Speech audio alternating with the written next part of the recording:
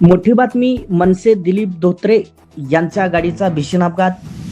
मी सुरक्षित आहे, काळजी नको, रुग्णालयातून कार्यकर्त्यांना केलं आवाहन. मनसे कार्यकर्त्यांनो धीर धरा. भीषण अपघातानंतर दिलीप बापू धोत्रे यांची प्रकृती स्थिर. स्वतः दिली माहिती. ही बातमी संकलित केली आहे तडका न्यूज मराठीने. पाहत राहा तडका न्यूज मराठी. महाराष्ट्र निर्माण सेनेचे वजनदार नेते आणि राज ठाकरे यांचे निकटवर्तीय दिलीप बापू धोत्रे यांच्या गाडीला मुंबई पुणे एक्सप्रेसवर भीषण अपघात झाला आहे.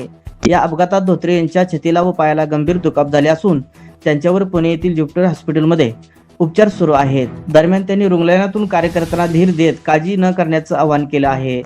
पहाटेच्या सुमारास भीषण धडक मिळालेल्या माहितीनुसार दिलीप धोत्रे हे खाजगी कामानिमित्त मुंबईकडून पुण्याकडे आपल्या वाहनाने प्रवास करत होते. पहाटेच्या सुमारास एक्सप्रेसवर समोर येणाऱ्या एका वाहनाने त्यांच्या गाडीला जोरदार धडक दिली. हा अपघात इतका भयंकर होता की धोत्रे यांच्या गाडीचा पुढचा भाग पूर्णपणे चक्काचूर झाला आहे. अपघातानंतर महामार्ग पोलीस आणि स्थानिक मदतकार्याच्या साहाय्याने त्यांना तातडीने पुणे येथील खाजगी रुग्णालयात दाखल करण्यात आलं. मनसे नेते प्रशांत गेंडे यांनी या घटनेला दुजारा दिला असून डॉक्टरची एक विशेष टीम धोत्रे यांच्यावर उपचार करीत असल्याचं सांगितलं आहे. मी लवकर बरा होऊन परत येईल. दिलीप धोत्रे अपघाताची बातमी वाऱ्यासारखी पसरताच पंढरपूर सोलापूर जिल्ह्यातील मनसे कार्यकर्त्यांमध्ये चिंतेचे वातावरण निर्माण झाले होते. मात्र दिलीप बापू धोत्रे यांची प्रकृती आता धोक्याबाहेर असून त्यांना स्वतः कार्यकर्ते संवाद साधला आहे. माझी प्रकृती चांगली आहे, उपचार सुरू आहेत, काळजीही करू नका असे आवाहन त्यांनी रुग्णालयातून केले आहे.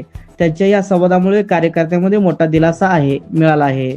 पोलिसांकडून तपास सुरू. हा अपघात नेमका कशामुळे झाला याबाबत पोलीस तपास करीत असून प्राथमिक अंदाजानुसार नियंत्रण सुटलेला अपघात झाला असावा असं वाटत असलं तरी सीसीटीव्ही फुटेज आणि वाहनाचा वेग या बाबी तपासातून अपघाताचे नेमकं कारण स्पष्ट केले जाईल असं सूत्रांनी सांगितलं आहे.